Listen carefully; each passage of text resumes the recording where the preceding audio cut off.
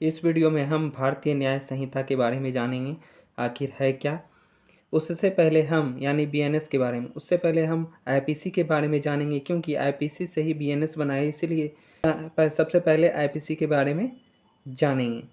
तो आईपीसी आखिर है क्या। आईपीसी के बारे में जानने के लिए पहले उसके इतिहास के बारे में जान लेते हैं कि उसका इतिहास क्या है। ब्रिटिश शासन से पहले भारत में जो कानून व्यवस्था थी वो कैसी थी। तो ब्रिटिश शासन के आगमन से पहले भारत में एक समान दंड संहिता नहीं थी। कानून जो होता था वो धर्म पर आधारित होता था, जैसे कि हिंदुओं के लिए मनुस्मृति और अन्य धर्मशास्त्र, मुसलमानों के लिए शरीयत कानून।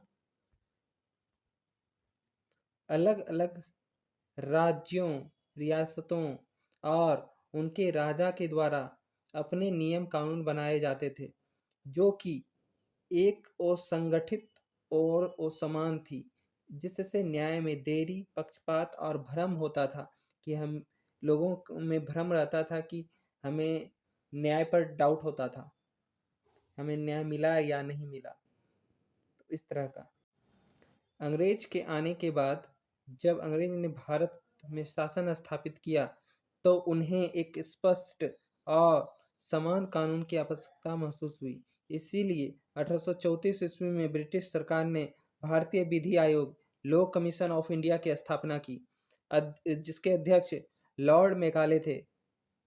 मेकाले ने एक ऐसी दंड संहिता बनाने की जिम्मेवारी ली जो पूरे भारत में लागू हो सके। इसका जो उद्देश्य था, सरल, स्पष्ट और सबके लिए समान दंड व्यवस्था। जो इसकी जो ड्राफ्टिंग स्टार्ट हुई 1837 ईस्वी में आईपीसी का पहला मसौदा तैयार किया गया। इसमें अंग्रेजी कानून, भारतीय परंपराओं और न्याय के सिद्धांतों का मिश्रण था। इस मसौदे को तैयार करने के लिए 20 वर्षों तक समीक्षा और बदलाव होता रहा। तब जाकर करके आईपीसी को 16 अक्टूबर 1860 को अधिनियमित किया गया। 1 जनवरी 1862 को यह संहिता पूरे ब्रिटिश भारत में लागू हो गई। अब सवाल आता है आईपीसी है क्या। तो यह एक लिखित, विस्तृत, सुव्यवस्था और संहिताबद्ध कोडिफाई दस्तावेज है, जिसमें बताया गया है कि कौन सा कृत्य ऑफेंस है या नहीं, उसको परिभाषित किया गया है और वह ऑफेंस के लिए दंड का प्रावधान किया गया है।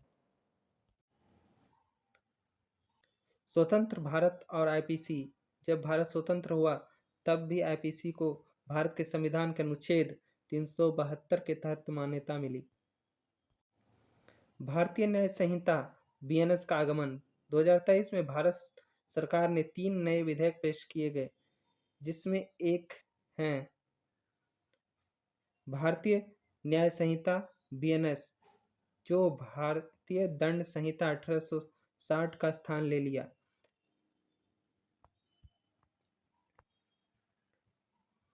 अब आईपीसी में बदलाव की जरूरत क्यों पड़ी और इसका नाम आईपीसी की जगह बीएनएस क्यों किया गया। आईपीसी भारतीय आपराधिक कानून का मूल स्तंभ था और इसने भारत को कानून के शासन की दिशा में मजबूती दी। समय के साथ साथ इसकी कुछ धाराएं पुरानी और जटिल हो गई थी। बीएनएस के आने से अब भारत में दंड कानून अधिक भारतीय मूल्यों, आधुनिक जरूरतों और तकनीकी युग के अनुसार हो गया। इसमें कुछ ही बदलाव किए गए हैं, ज़्यादा नहीं। अधिकतर जो प्रावधान है वो आईपीसी की का ही है और इसमें थोड़ा बहुत जो है ऊपर नीचे किया गया है इसके सेक्शन में, और कुछ नहीं।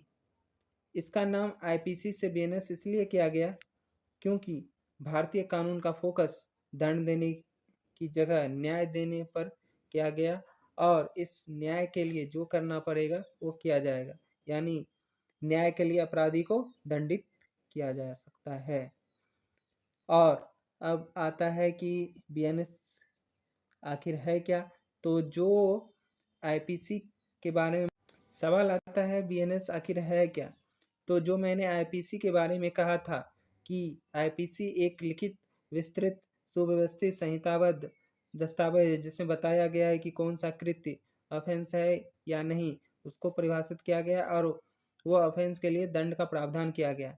बस सेम टू सेम बीएनएस का भी यही हो जाएगा, क्योंकि बीएनएस आईपीसी से ही बना है, तो परिभाषा तो वही हो जाएगा।